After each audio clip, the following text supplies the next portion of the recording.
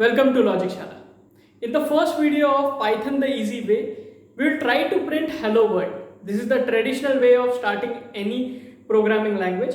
We'll do the same and get started with Python. I would request you all to code simultaneously because learning any programming language, I feel the 80% of task is done by you by practicing. Also in the video, I try to talk about few common mistakes, few easy things or tips which I feel will be very helpful for you. Please subscribe to Logic Shala and click the notification icon because every Saturday I would be coming up with similar videos.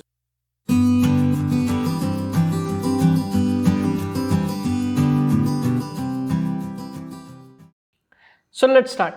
I'm assuming that Python has already been installed on your system. If not, please find the link in the description and you can install depending on whatever operating system you have. So let's start by typing idle. Idle is an integrated development environment which comes with the Python package. In case you are planning to complete a project, I would recommend that you don't go ahead with idle because idle does not have too many features. Maybe something like Visual Studio Code will be really helpful. Although there are personal choices of what to use, in this tutorial we will stick to idle because you don't have to install one more software. This comes with the package. So once we open idle, the first thing which we have to ensure is that which version of Python are we using.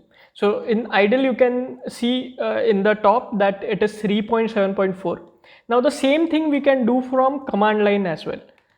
So what you see here is a shell of Python. Now I would tell the difference towards the end of the video, as in how we can actually use the shell for easy coding. Most of the time we do not take the complete advantage of shell. I will let you know at the end of this video. But suppose I am in the command prompt. Now we are using Windows and here I can type Python. Now what you see over here and what you see in the command prompt is quite the same. So you can also use a command line terminal. Mostly if you are using a Linux operating system, you would be going for direct command line. So once we are here, we have to start writing the code. Now there are two ways in which we can write a code. Now we all know that codes are just instruction. Those are some group of instructions and we have to perform a particular task, the very basic definition of it. Now the first simple way is we can actually use the shell and write hello world. Now again, if you are looking for syntax, I feel Python is one of the easiest language because it has very easy syntax. In Python 2 versions, you actually could write something like this.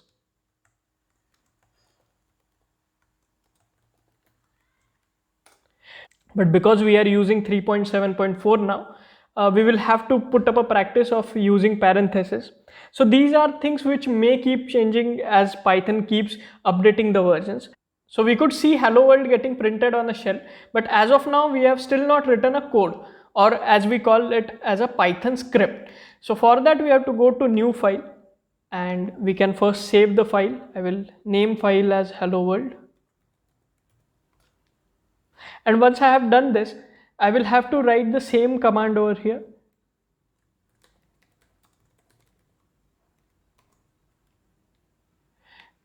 And I will save the code. And you can see on the shell it is again printed. So as I said in start, what is the difference between writing a code in a script and using an editor? So now in script we would actually be writing a bigger code. Obviously we won't be writing just one line of code.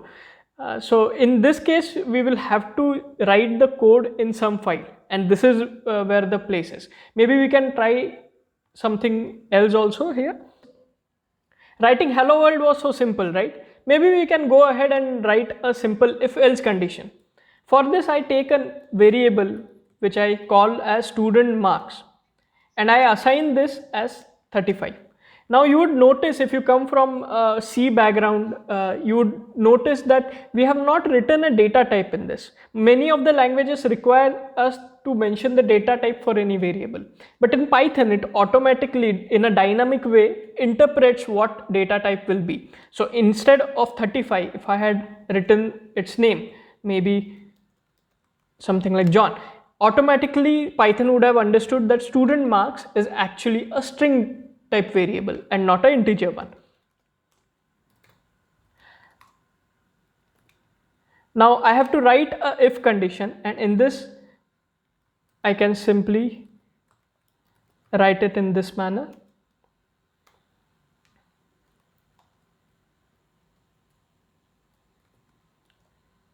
Now in Python we do not use the curly brackets, we will use a colon, and this is very important in Python that when you write code you have to actually give a indentation. I would be making one more video on this because indentations confuse many times.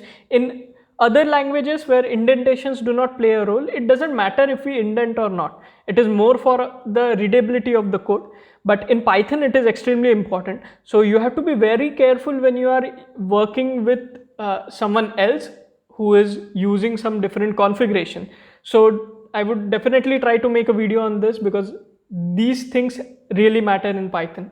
Now here you can see that idle has automatically given me an indentation. So here I can write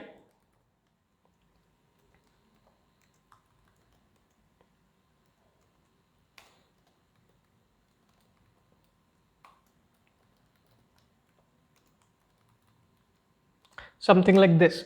So you can see that if marks are less or equal to 35, I think that is what the systems have mostly. Okay, it is not equal to, even 35 is passed, right? So I can just remove this. And so in case the marks are greater than 35, it should print pass, otherwise it should print fail. And right now I have directly given the value as 35. Let me run and check it once. You can see that it has printed pass. Suppose I change the value, as you can expect. This is a very simple code, and when I run the module, it will say fail. It was so simple to start with Python. We printed hello world as well as wrote a simple if else condition. We'll learn more in the consecutive videos, but I had said something about shell in the start of the video. Let me explain what exactly is the advantage of working with shell.